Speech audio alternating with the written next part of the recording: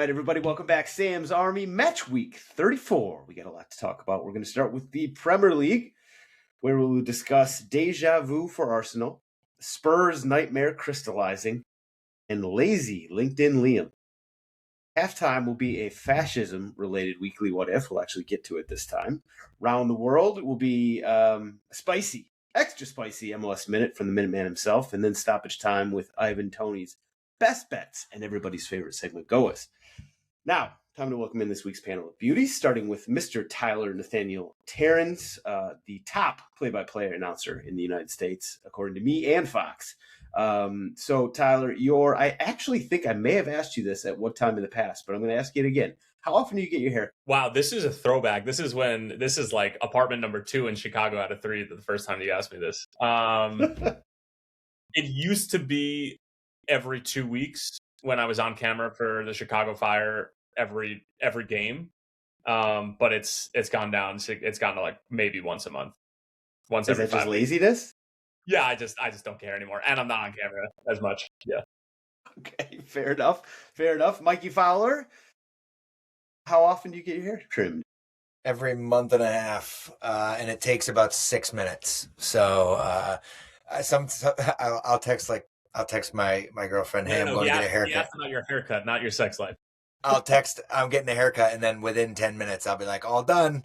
I will ask them to take their time at this point in my life. All right. I go about every six weeks as well. So I guess I'm on the same train as you, Mikey. 2 weeks is nuts. That's absolutely crazy. But I guess you are, fair point. You're on camera, so it's a little much different. Honestly, if I didn't do what I do for a living, I would go months on end without getting a haircut.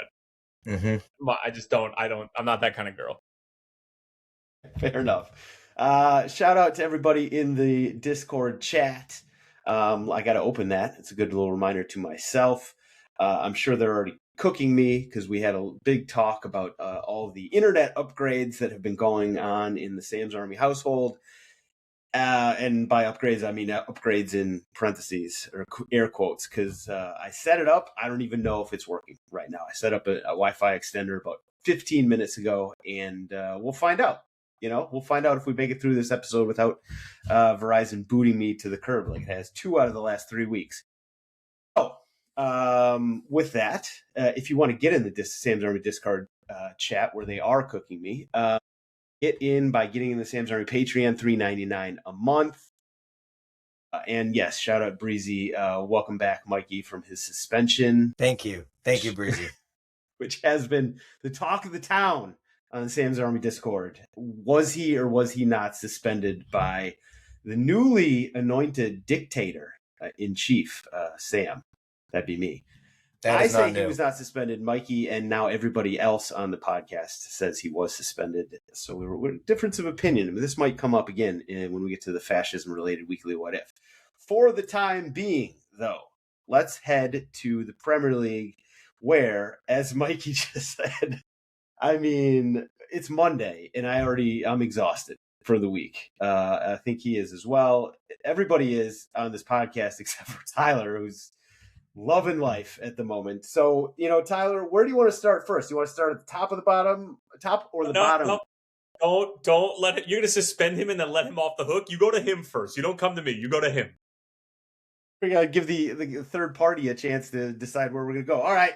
Well, all right, we got to start at the top. It's fair point, Tyler. Fair point. So, of all the games, there were a lot of consequential games this week. Obviously, Leeds beating Wolves, Forest spanking Burnley, Palace drawing with West Ham, Spurs dropping points.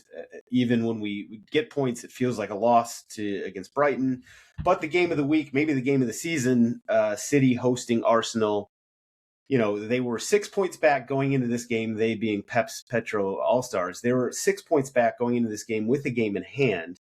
They won 2-1 at home over Arsenal. Now they have that game in hand this week, I believe, against Burnley on Wednesday. And so with that, they could pull level with Arsenal. So this has been a long time coming.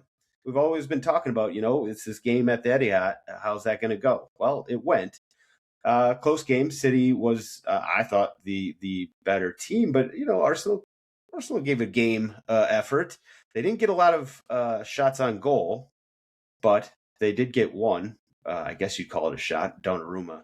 1 minute after, 2 minutes after an incredible goal by Ryan Cherky, Donnarumma just brain farted, giving Kai Havertz a goal, and then they nipped it at the end. So take it away, Mike. Where are we at? Where are your heads at right now? Yeah, hurts more than usual because I think we were.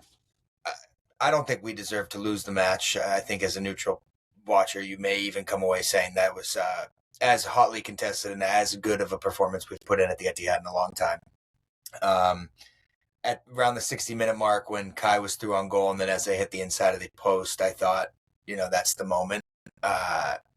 Really, really harsh the way that all broke. Martinelli making the decision to press the wrong player. I would have taken him off in the second half, even if he did come on at halftime. I thought he was absolutely awful. And his decision to push up onto the center back and allow O'Reilly free, you can see in the body language of the players that was the moment, and it was coming. And City does what City do. Couple notes. Bernardo Silva, somebody I've never liked watching. I've never thought he was I thought he was a petulant little man, and I thought he was brilliant. I thought he was unbelievable. I thought he really ran the show. He was good. He was disciplined. He stayed controlled. Haaland, not a foul. Everybody talking about that Gabriel thing at the end there. Not a foul, never a foul. I don't want it to be a foul. Neither player wanted it to be a foul. Revisionist history. I thought Anthony Taylor did a pretty good job on the day. I don't think that the red that everyone's talking about is a red. I don't think any of that stuff matters. I thought it was the XG said Arsenal was in that match. I think they were. Margins broke the other way, and talk about goal difference and what it comes down to at the end here. I don't think we're going to win. I don't think we can win 5 straight with the way we're playing. I thought that was demoralizing result, and I feel worse coming out of that one than I have in a long time. I don't disagree with pretty much anything you said. Tyler, what do you think here? Couple of things. Number one, I don't really disagree with the fact that I think that Arsenal losing the game is harsh. I think that a draw probably would have been fair. I think 2-2 would have been a fair assessment of how both teams tried to get after the game.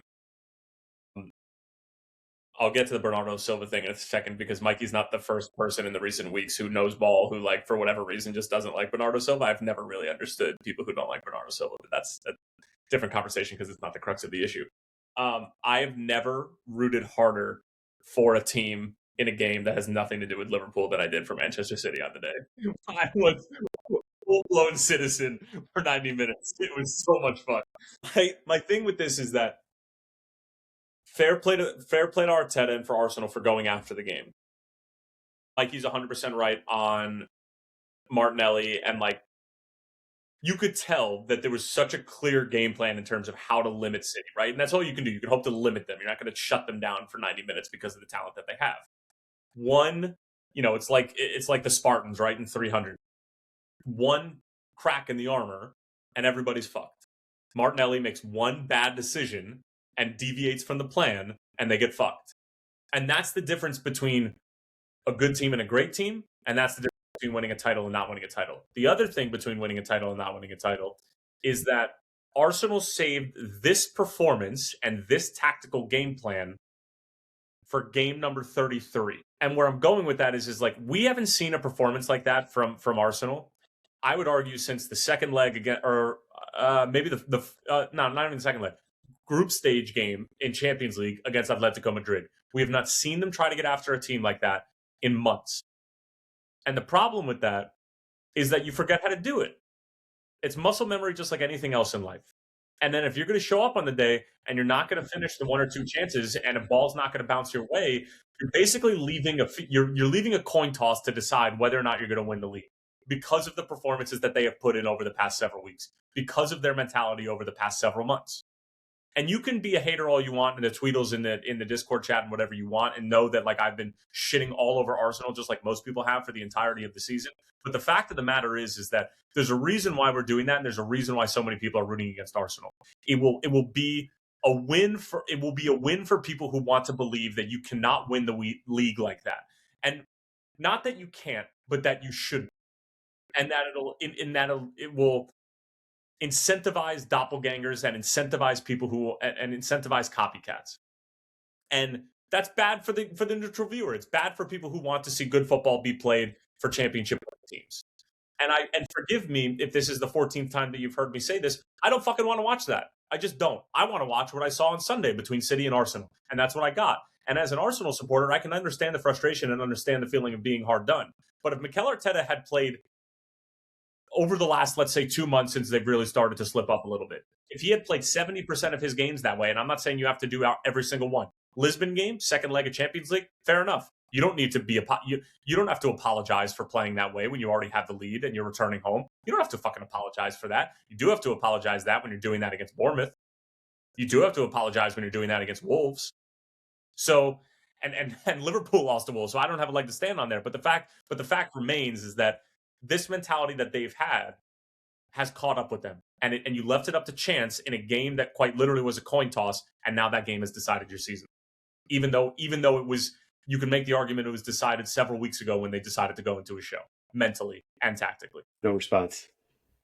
Like he's just shaking his head. Well, I thought we played well. I thought we played well on the day, and I do think that this is not having it all come down to that is something that we did not control in the right way. Doesn't mean it didn't feel like an absolute rip out of the chest watching that thing. When that as a shot trickled across the post, I don't know if I've ever been lower. I knew it was coming. I'd seen the movie before. That is a fair point. Like that, you did. I said at the top, you didn't create that many chances, and I guess you didn't, but you did have two incredible chances. Kai Havertz and the one at the end. That game could have gone either way. Everybody's talking about how this game was a title decider and all that. Like mathematically, that's not true necessarily. I think one or both of these teams is still going to slip. I don't think that it's going to be like 5 wins. I wouldn't even be. I would be a little surprised if City just goes on and wins 5. I don't know who they play coming down the stretch. Let me see. They have a harder run in. It's harder, but it's not impossible by any means. So they're at Burnley. That's the game in hand. Then they're at Everton. That's never easy these days. Brentford at home, at Bournemouth, Crystal Palace at home, and Aston Villa at home. I mean, I don't know. I could see them dropping at least one result, maybe a draw in there, and then it's up to City. But here's the thing. Here's the thing. Who would you put more money on to win 5 in a row? Yeah, that's pretty obvious. City. I mean, yeah, we're not doing power rankings because it's been banned, but like, City is the best team in the league right now, and they have been for a while. Are we done, Mikey? No. Biggest game of the year. No, I thought it was great. I thought it was truly a great match. Like, awesome. It was a fun game. What I really liked? I as much as I fucking hate Gabriel, him and Haaland going back and forth, that is pretty fun to watch. I love how they love each other too. They truly they like each other. They tag each other on Instagram. They fuck around. Do they actually like each other? Yeah, they do. They very much do. Gabriel that Haaland threw the ball at the back of his head last year. And then Gabriel tags him when he wins man of the match. They respect each other immensely. I think that they hate each other. No. I would have gone with Tyler, and I would have said that Gabriel hates, because he does the same thing with Richarlison, and I know he loves Richarlison. I would have thought that he actually hates Haaland, and Haaland actually hates him. No? I don't know. No. I don't know if I like that. I like it better when they hate each other. Mikey wants to believe that there's like an underlying theme, an underlying like story to everything that we see on the surface, but only Mikey sees. They're friends.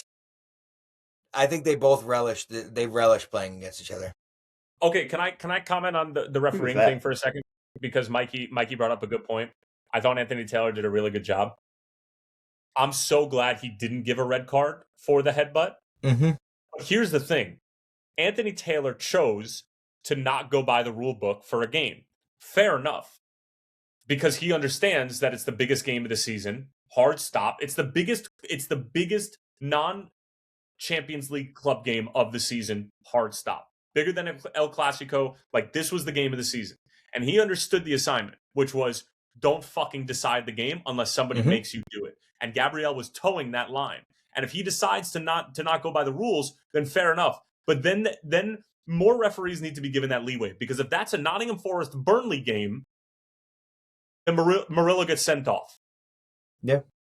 You know what I mean? I agree. So why can't we go back to this concept of like these are competitors and like you can like a grazing of the heads and just sort of like this like teetering. Not everything has to be a red card just because the rule book says it. I agree with you. Like just in a spiritual sense, I agree with you. In the world that we live in, the universe with VAR, there's just absolutely no way that that's going to become a common thing. I love the way that the ref handled this game. I thought he did a great job. The fact he didn't give the red to Gabriel at the time pissed me off, but at the same time, I sort of understood it. It sort of reminded me of Howard Webb in the 2010 final with who was the guy that the Netherlands player that just kicked the dude in the chest against Spain in the final. And that's a red card in every day of the year, in every game, every sport, period. He didn't give it. And I had a whole bunch of money on Spain, to be fair. So I was pissed off at the time, but like, I was so glad in retrospect that he didn't ruin the game. And like, you got to have.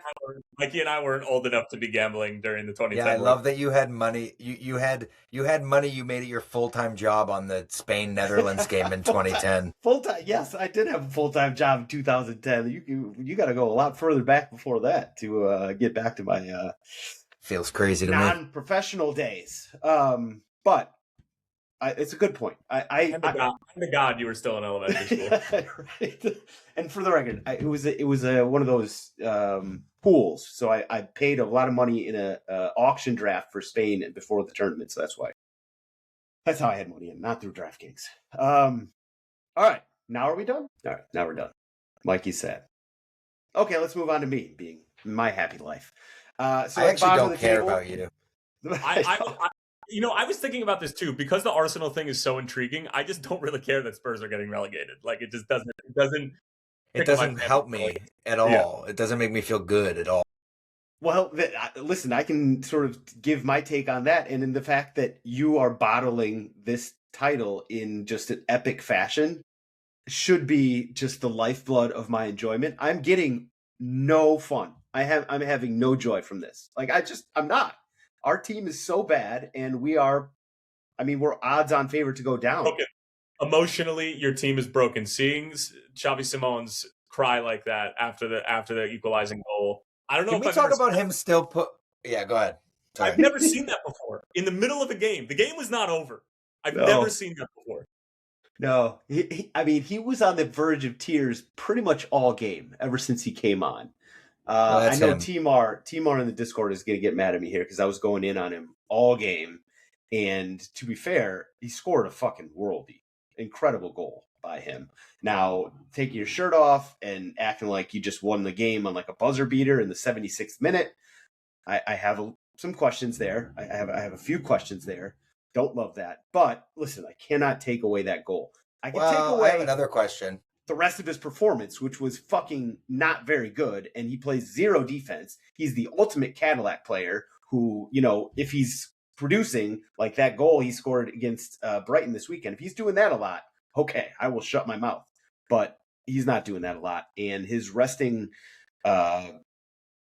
base is crazy. It's just absolutely. He was like on the verge of tears the whole game, and of course, when you guys scored, not you guys, but when Brighton scored that equalizer.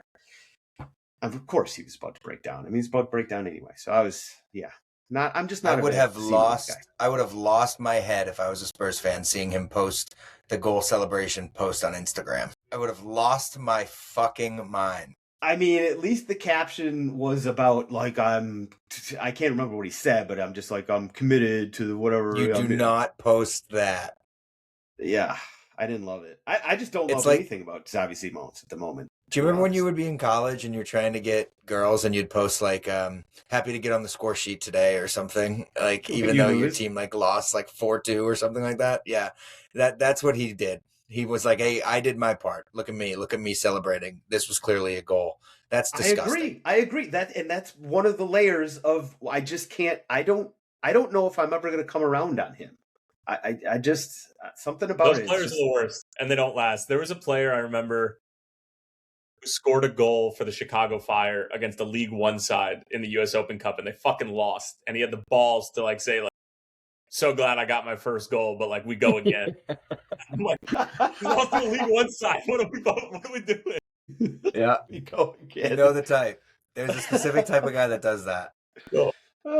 So at the bottom of the table, it wasn't just, it's just another nightmare. I mean, like this every week is going exactly how Spurs fans don't want it to go, other than Arsenal. Thank you for, at least keeping us somewhat from jumping off a cliff. But like, you got Leeds showing up 3-0 over Wolves. Wolves, by the way. Leeds are safe.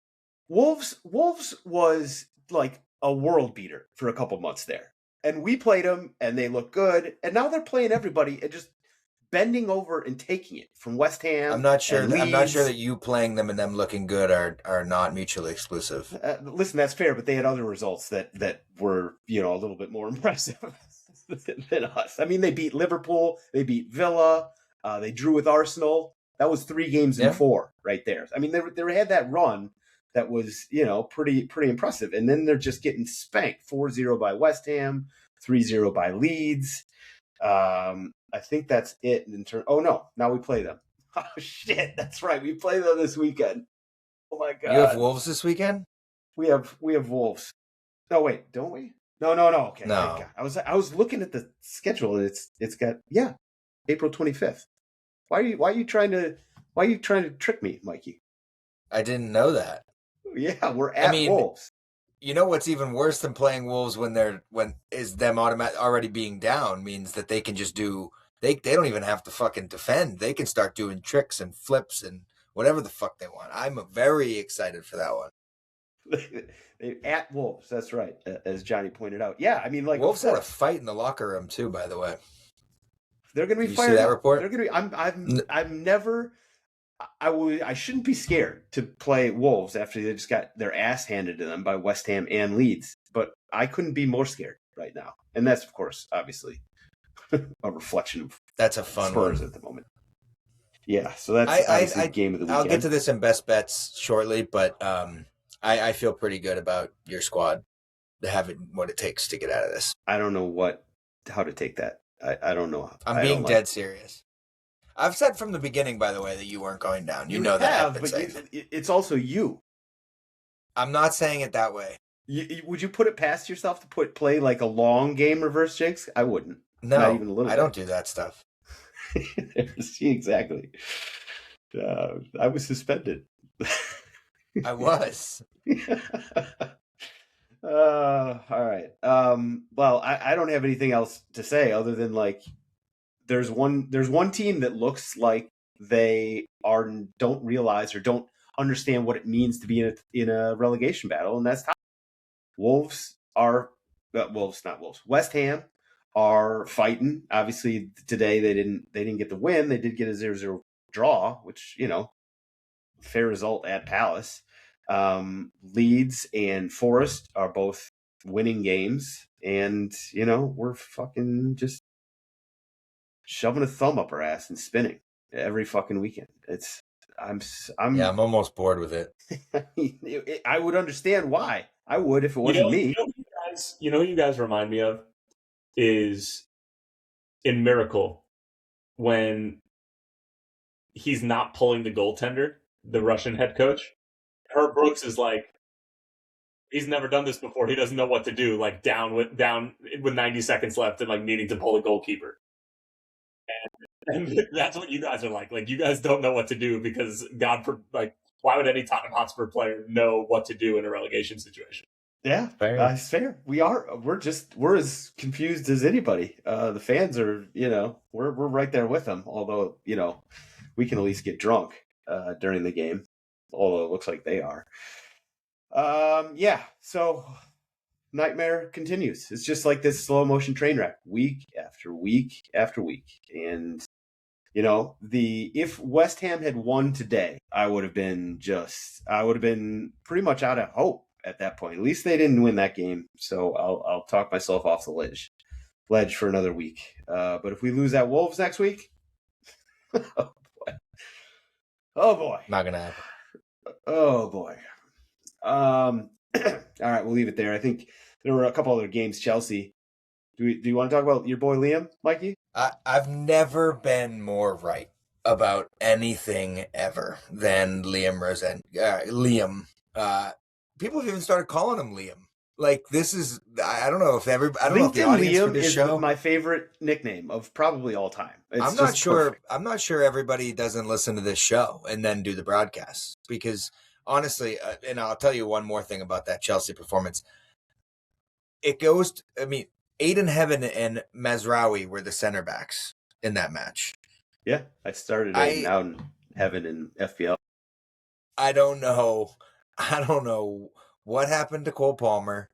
I don't know what's going on, man. I'm fairly sure this Chelsea team has quit on its manager, and I think my prediction was true that he's not going to maybe he'll finish the year, but he's gone on the Monday. There's no way they give him a chance to do the summer and next season. No way.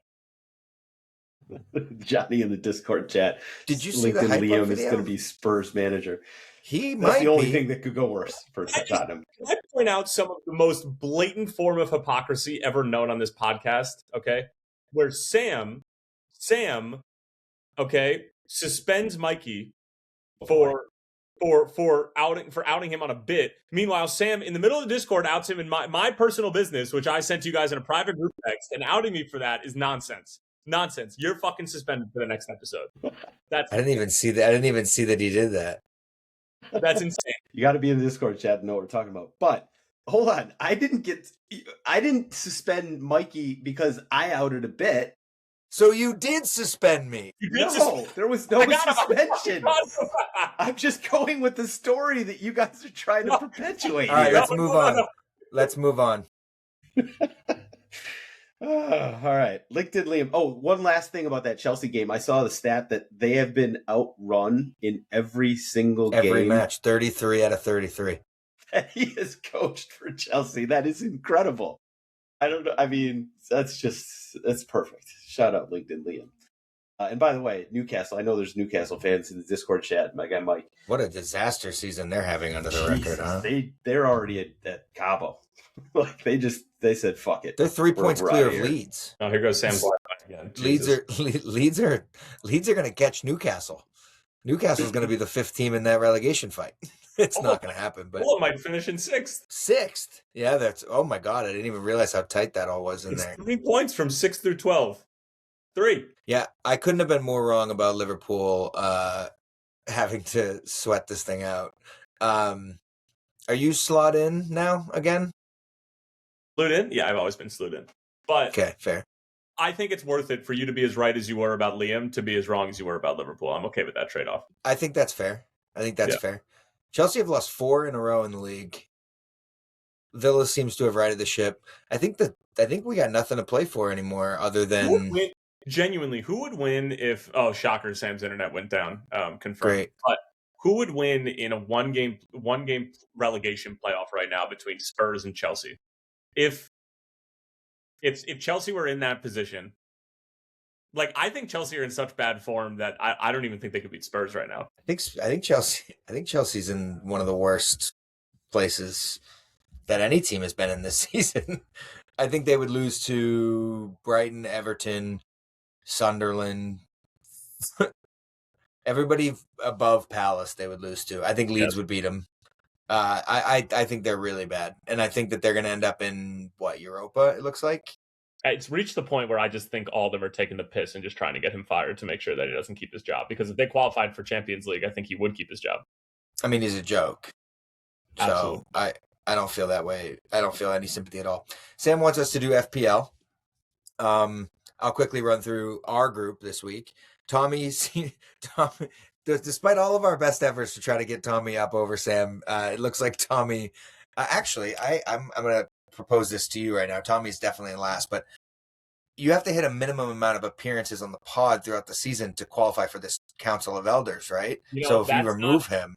That's not the worst logic that I've heard in my life before. If you were to remove him, and let's just say he did get charged for the 115 financial fair play, Tommy McCabe, and Sam was the only one to be left in this, I would argue that he would actually have to do the TikTok dance. I think Tommy might not hit the minimum requirements of games played to qualify for the award. So much the It's same so way weird. the NBA. It's so what do you mean? First of all, it's so weird that I would jump off for a moment. Shout out Verizon, by the way, just doing great things for me here. It's so weird that you guys would conspire behind my back. This is a That's first. not what This happened. is crazy. This is crazy talk. I can't believe it. We're just updating everybody on FPL, Sam. Did you actually give the update?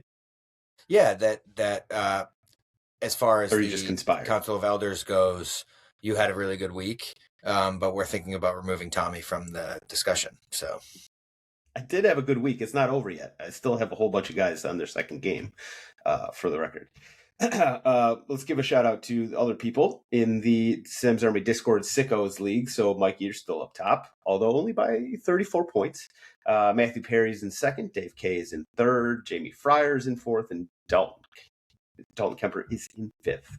Our guy Dalton. Now, shout out to the podcast Wide League. Luke McCulloch has been up there for a while. He's in first. Mike Evans is in second. Ryan Nolan in third. Pat Howe in fourth. And James Bean just beat out Mikey's guy, Thomas Sennis. I dropped six places this week. Where are you at now? 11th. Oh, terrible. I'm going to catch Mitch, by the way, in the Council of Elders. And I said in the Discord, which, by the way, if you haven't signed up, just do it, especially for this time of the year. It's the best. I said in the Discord that I made some very late night, in the dark on my phone, naked decisions on captain and triple captain that it looks like it's not going to pay off. But I triple captain Semenyo. Not looking good right now. Not looking good. My second choice was going to be Nico O'Reilly, which would have been a decent pick, and my third was going to be Ollie Watkins. But leave it to me to just absolutely F that up. Thought I was saving. I left Lacroix and Dewsbury Hall on my bench in favor of Rice and Gabriel. So not feeling hot about that either. I mean, I've made pretty much nothing but bad choices on FPL and just in life for a long time now. But I think I did a really good job with the bench boost and the double match week this week. You did. You've had the best week by far in the Council of Elders. I'm still coming. All right. Week ahead, so we actually have a bunch of midweek games. Well, not a bunch, a handful. Brighton hosts Chelsea, Bournemouth hosts Leeds, and Burnley, Man City. Obviously, Bournemouth and Leeds have relegation battle implications, and Burnley hosting Man City have obvious title implications. Now, for the weekend, as we said, Tottenham visit Wolves. Arsenal go to Newcastle. Good time for that, actually. Super fun. Liverpool hosts Crystal Palace. By the way, do you feel like you're locked in for Champions League at this point, Tyler? 100%. We just talked about that. Yeah, it's pretty much decided. West Ham host Everton. All right, Adam F, do your thing this weekend. Do something good. So yeah, I mean, game of the weekend for me, obviously, Wolves and Tottenham. Arsenal and Newcastle should be an interesting one. I don't know, it'd be interesting to see if Newcastle has anything left in the tank. It seems like they've just completely quit on the season at this point. All right, move to halftime. Weekly what if? Now this is a timely question involving two of the participants in the shenanigans. At least maybe everybody was involved. But if we lived in a fascist dictatorship, who on this podcast would be your first and last pick to be supreme leader? Let's start with you, Mikey. My first pick for supreme leader is Tyler Terrence. I would follow Tyler Terrence into war. I think he's got a leadership mentality. He's buttering one of the things that I like hard here. One of the things I like about Tyler is his ability to say it how it is and have the hard conversations out loud when they're needed. I think that's a big thing in any leader. And the last person that I would follow into battle in the Sam's Army community is Sam himself. There would be immediate rows of discord, pun intended, where people were like, didn't he say this? Didn't he say we were getting extra rations this week? Didn't he say that we were going to be able to speak our mind once he took over? He would come into office. He's somebody who went to the No Kings protest and then stands up and goes, now that I'm in charge, there are kings again. So I'm all in favor of Tyler Terrence leading this from now on. What? Well, why are you like assuming that like dictatorship? It's not a time of war necessarily. Like it It's could always be a time peace. of war. Okay, all right, fair enough. Tyler, you're up I am next. beyond flattered. And I appreciate this. And, the reason why Mikey's able to speak upon such things is because, unfortunately, due to Sam's lack of leadership ability and because of his fascist ways, I have had to typically take up the mantle of being the de facto leader of this group, even though I don't really have the passwords to any of our accounts for anything. And I have had said hard conversations with Sam himself about all this, but because, as we know, he's a dictator, I haven't really been able to take full control of what we need to do in order to actually make some money so that Sam can actually have functioning Wi-Fi. So, Mikey, I appreciate it, and he's speaking from experience. My first would be Mikey, and it would be Mikey because at the bare minimum, even if things were to go to absolute hell, I know that we would have a blast. And I know that Mikey would make sure that, like, even if we were running out of food, that last night that we were running out of food or running out of drink would be the best night of our fucking lives. And that if we were going to die the following day, that we would do it with a cigarette in one hand and a stern ale in the other. And torpedoes be damned, I want to follow that guy. The last person that I would follow is none other than Sam Army. And the reason for that, in addition to all of Mikey's, is because the follow through is everything in this life. And I can't see a world in where I'm going to want to get out of bed and go do my one job for this guy. It'd basically be like playing for Liam Rossi. I would do everything in my power to make sure that he was removed of power.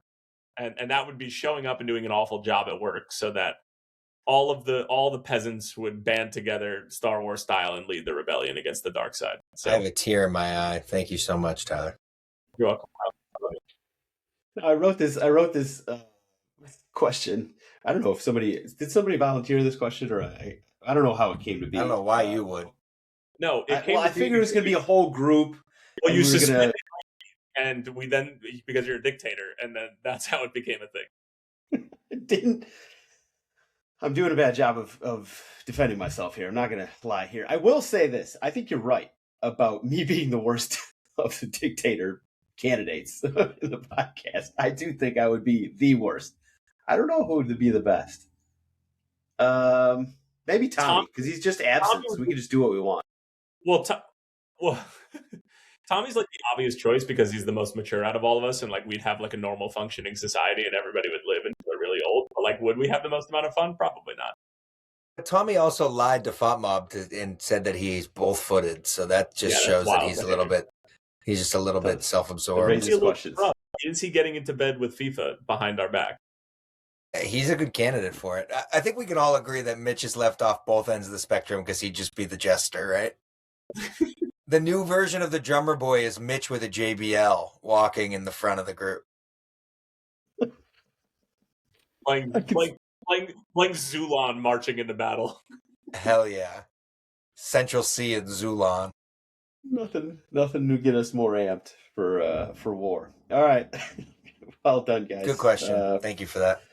Yeah, you're welcome, actually. You're very welcome. All right, we'll move on. Round of the world. U.S. Open Cup, we're going to skip it. There were some great games last week. It was pretty chalky. It feels like one of the chalkier sort of season or years so far of U.S. Open Cup. Hopefully we'll get some, USL guys to keep moving on. But upsets this week. What are you talking about? I was thinking more in terms of there's no real Cinderellas. There's no real Cinderellas this year. Hold on a second. If you're trying to troll DC United, you're doing an incredible job, because what you're basically saying is that a League One side beating DC United is chalk, which is unbelievable banter on your end. That's incredible. There's a League One side that literally is in the round of 16. Granted, they only had to win like 2 games because the U.S. Open Cup is dead because the powers that be at Major League Soccer decided to invent some made-up competition for God knows what reason. But anyway, I digress.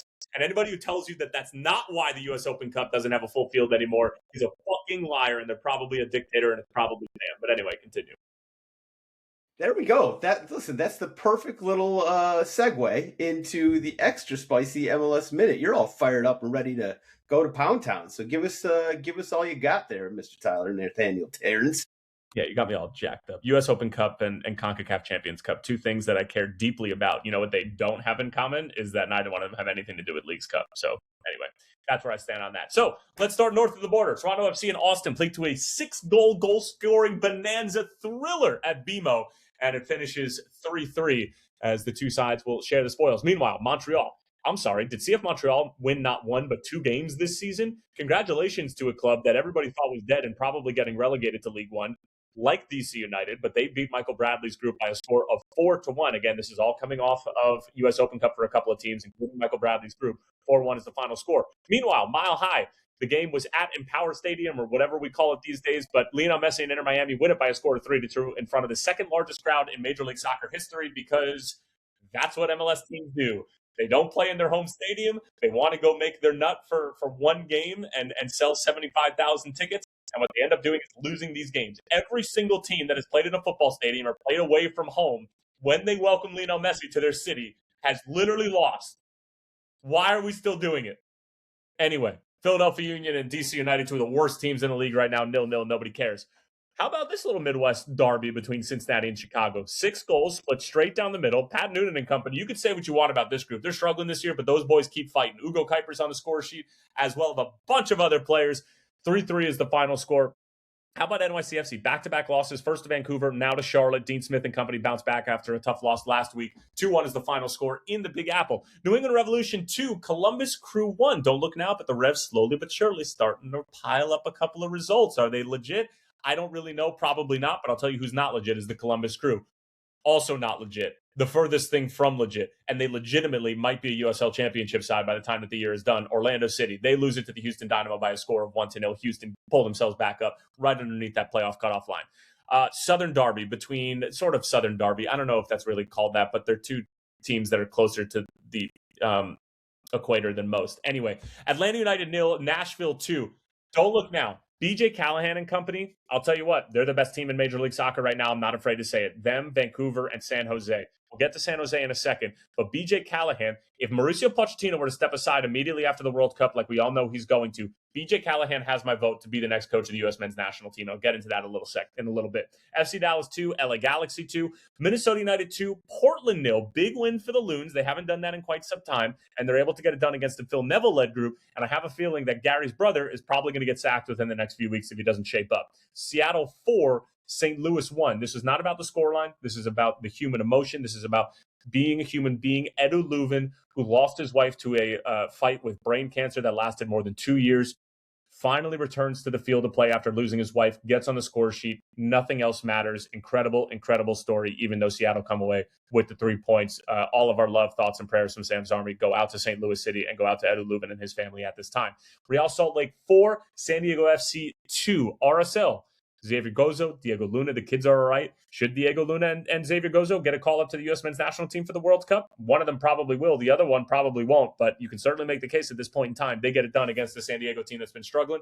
And then Bruce Arena, Mark Dos Santos, LAFC San Jose, California Classico, take center stage. We're expecting a great game and probably another Bouanga hat-trick and Son hat-trick of assists. And what do we see?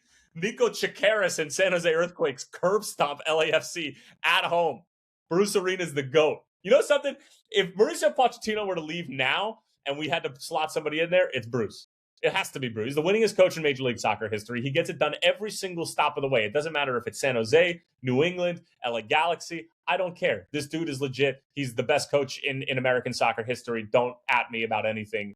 I fucking love this guy. I love the fact that he's playing like 9 Americans in the starting 11. And LAFC, who have international stars galore from Gabon to South Korea, just get absolutely pile-driven at home by Bo LaRue and Nico Chikaris. Bo LaRue, San Jose State's finest. 4-1's the final score, and that would do it. Well done. And all those goals, by the way, second half.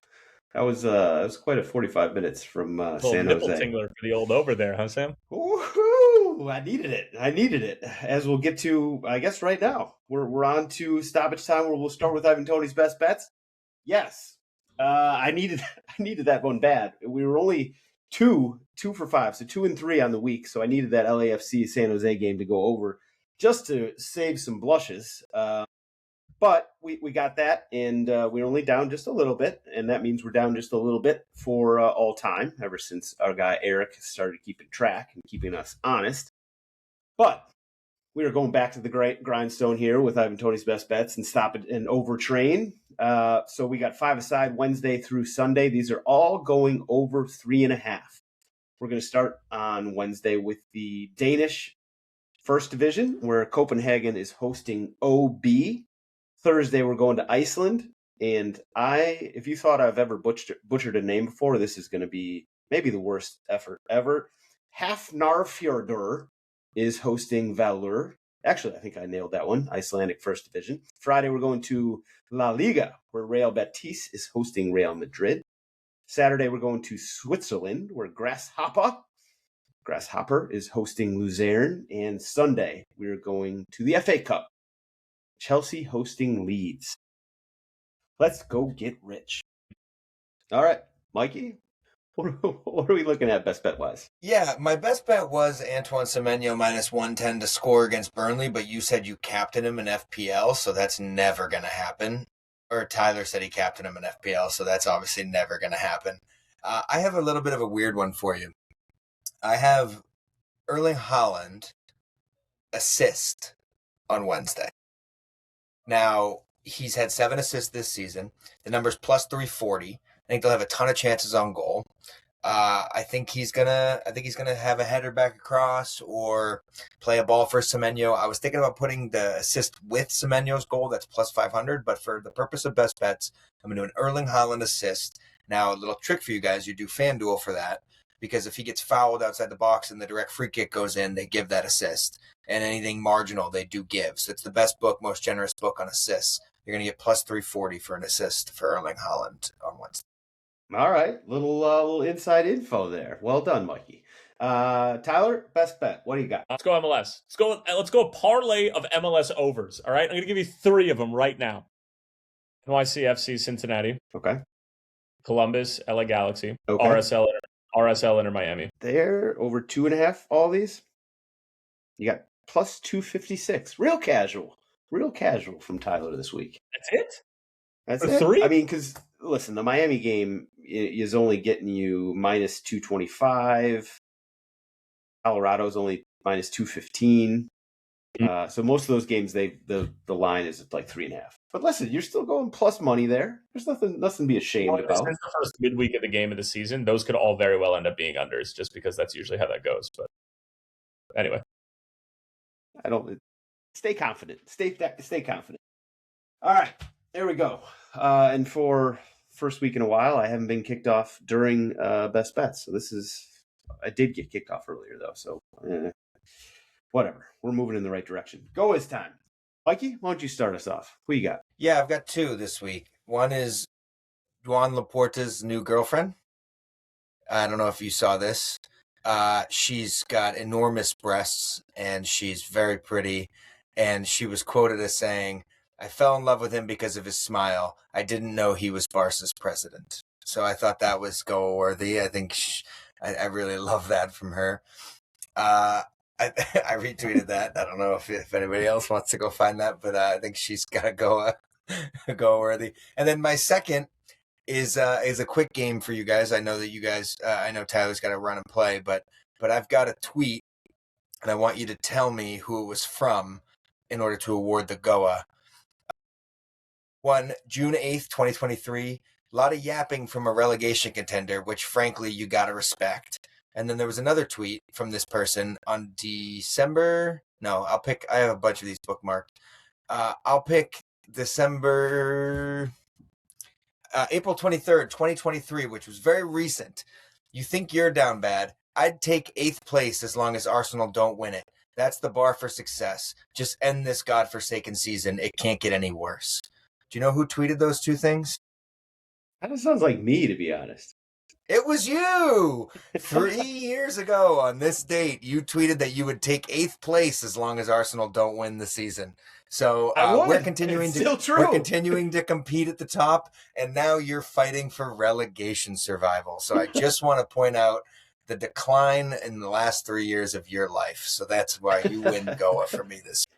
I mean, that's kind of fair. We were winning Europa League about a year ago and playing in Champions League finals. You would have taken 8th place in April of 2023. I would take it right in April 23, 2026. Yeah, I know. In a heartbeat. All right. Well played. Well played, Mikey. You get extra credit for the homework there. I don't know what. I don't even want to know. Tyler, I know you got to go, so hit us with your go. Edu Leuven, number 1, representing the resiliency of the human spirit. Already talked about it. That's it. That's all I got. Sam just got a notification of me retweeting a tweet from September 2018. I just heard the vibration. He said relegation zone, schmelegation zone. I can't even be mad. That's you put in the legwork. I'll give you the credit. Well done. Well done. I got it. Bye, Tyler. Thank you, Tyler. My GOAWs, I got a couple here. I got cut off last week. I got booted last week, so I didn't get my GOA for last week. So I'll give it quickly. Maria Louise Etta, the first woman to coach a club in Europe's 5 leagues after she took over as interim head coach of Union Berlin. And then it was announced that she's got her back too. Her admin has her back. The Union Berlin admin has been firing from the hip at the haters about that one. Shout out to Daryl DK. He's had a hell of a run lately, but he bounced back and scored this week. Also, shout out while we're on the U.S. goal scorers, Balogun. Guy's got 10 goals in his last 10 games, I heard. Incredible run for him. Not so great for Monaco, but good for him. I'm going to give my GOA for this week to Diego Jimenez. So I doubt many people know who he is or who he plays for. He plays for Blooming. Now, if you like overs, you probably do know a little bit about Blooming. So they're in the Peruvian league. Diego Jimenez is a defender who was playing in the Copa Sudamericana last week against a Brazilian team, Red Bull Bragantino. He scythed down a midfielder and was just a little bit late on the ball, but just took the guy's legs out. And then he had the wherewithal, the chutzpah, the energy, the motivation, the commitment, the speed to get up and chase down the guy that the Bragantino player passed the ball to and scythed him down too. And so the ref came up and gave him bink yellow, bink double yellow. There's your red. See ya. Thanks for playing. You don't see that often. I do remember, was it Martinelli? Somebody for Arsenal, I think, got that double in the same phase of play. Martinelli at the Molineux. There you go. 2 years ago. So it brought back fond memories back when we weren't in the relegation zone and you guys weren't in the title race. Well, not nearly as close anyway. So shout out to Diego Jimenez for the hustle that it takes to pull that off. All right, Tyler, Mikey, you guys are the best. Everybody in the Sam's Army Discord, you guys are the real MVPs. If you're not in the Discord, get in the Discord. You really should get in it now. It really is the greatest little soccer community going, and it's only going to get better as we get closer to the World Cup. So get in it. It's $3.99 a month. Sam's Army Patreon will get you access. All right, we will see you guys bigger, better, maybe faster, stronger, and with better internet next week.